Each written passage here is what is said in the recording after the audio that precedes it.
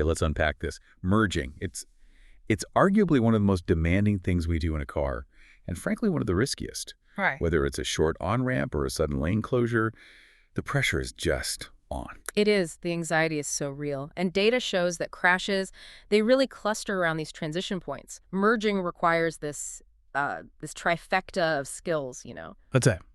Precise timing, smooth speed adjustment, and just incredibly sharp awareness. When drivers hesitate or they misjudge a gap, that's when the whole system just falls apart. Exactly. And the material we've pulled together for you today, it goes way beyond basic driver's ed.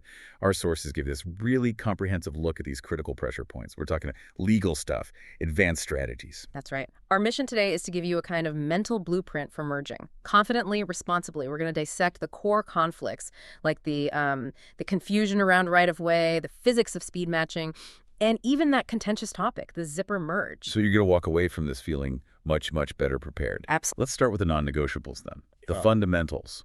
It all starts long before the ramp actually ends, doesn't it? Oh, way before. It starts the moment you even see the merge situation ahead. We call it planning ahead. The sources are clear. As soon as you see that acceleration lane, you should be observing traffic. Not just a glance, I assume. No, not at all. You need to assess the density of the traffic, its average speed. You need to know what you're getting into before you're in it. Which leads right to the biggest piece of advice, the one that I see people feel like constantly, speed matching.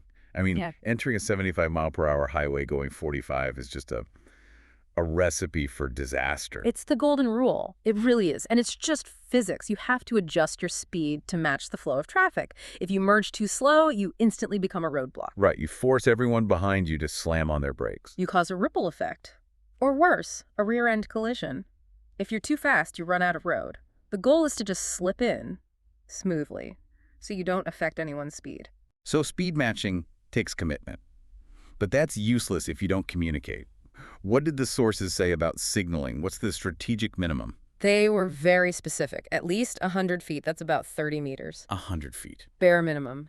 And that distance isn't arbitrary. It's the time buffer other drivers need to process your signal, check their own mirrors, and maybe make space for you. You flick it on late, you overload them, and you keep it on until you are fully, completely in the lane. It's about being predictable, not a surprise. Okay, so we've matched speed, we've signaled, we see a gap. The last piece is making sure that gap is actually clear. And that's where we get into trouble. We rely too much on our mirrors, even with all the new tech, the blind spot monitoring. They don't see everything. There's always that little patch of road you just can't see. So the dreaded shoulder check. How do you do that at 75 miles per hour without drifting out of your lane? It has to be a quick, decisive flash. It's mandatory. You turn your head for a fraction of a second, confirm it's clear, and keep your hands steady. And then, once you've confirmed it, you go. You have to be decisive. Hesitation at that point is almost as dangerous as not checking at all. That struggle, that hesitation. Yeah. It brings us to the biggest merging debate there is, right of way. It causes so much road rage because what people think the rule is and what it actually is are totally different. That's the crux of it. There's this huge misconception that merging traffic has the right of way, or that the cars on the freeway are obligated to move over for you.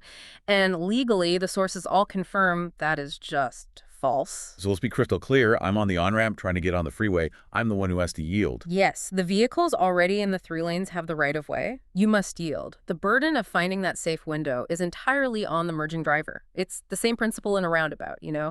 You yield to the traffic that's already circulating. The established flow has priority.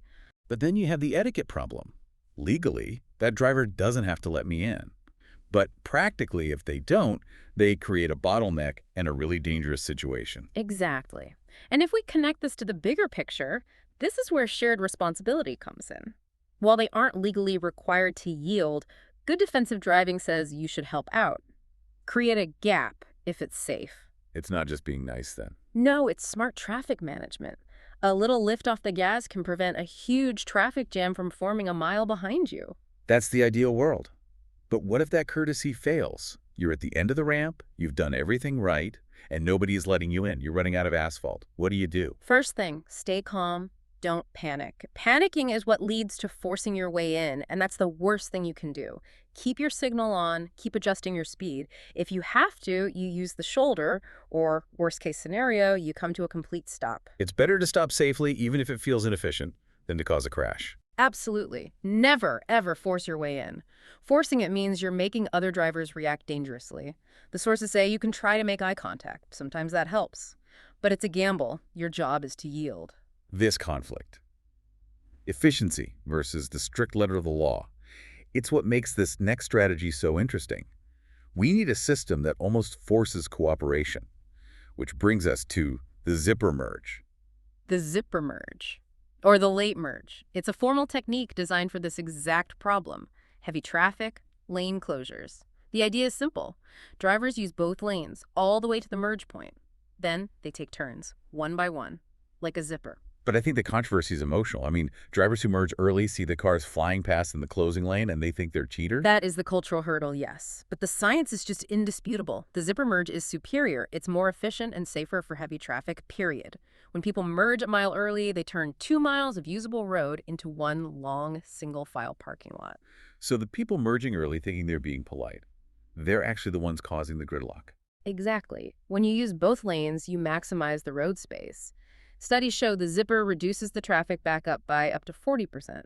It also reduces the speed difference between the lanes, which cuts down on rear-end collisions. And it even lowers road rage because the process feels fair. That's powerful data. Yeah. Which brings us to common mistakes. The biggest one is that very idea: merging too early. It's the most counterintuitive mistake. People feel polite, but they're just causing that unnecessary congestion because they aren't using the road that's there for them. What other mistakes really gum up the works? Speed mismatch during the zipper. If one person slows down too much, the whole rhythm just breaks. And the other big one is when a driver tries to manage traffic by blocking both lanes. The self-appointed traffic cop, straddling the line so no one can cut. It's so detrimental, it's dangerous, probably illegal, and it completely defeats the purpose of the zipper by getting rid of the alternating gaps. You have to pick a lane and stay in it. So in heavy traffic, the strategy is always the same. Use the space, match the speed, and be ready to alternate. Be assertive, but not aggressive, and maintain a safe following distance so you have room to react. And signal early. That 100 feet is even more crucial when things are tight. This has been incredibly helpful. It really reframes merging as a cooperative effort, not just a technical skill. Absolutely. The key takeaway is that safe merging is a dual effort. It's your individual skill speed matching, the 100-foot signal, but it's also about community cooperation, like the zipper merge. Merging drivers yield legally, but three-lane drivers have to be courteous to make the whole system work. It really changes how you look at a bottleneck. Learning to merge confidently isn't just about protecting yourself. It's about being a predictable part of a huge, moving system. It's about raising our collective traffic intelligence. Which raises an interesting final thought for you to mull over. We know the zipper merge is proven to work. It reduces congestion, improves safety. Yet legally, the through-lane driver doesn't have to yield. So if a sign goes up that tells drivers to use the zipper merge, does that change the legal obligation? Or does it just become a moral one for the sake of efficiency? It really makes you wonder if our long-held legal priorities on the road need to catch up with the science of how traffic actually flows.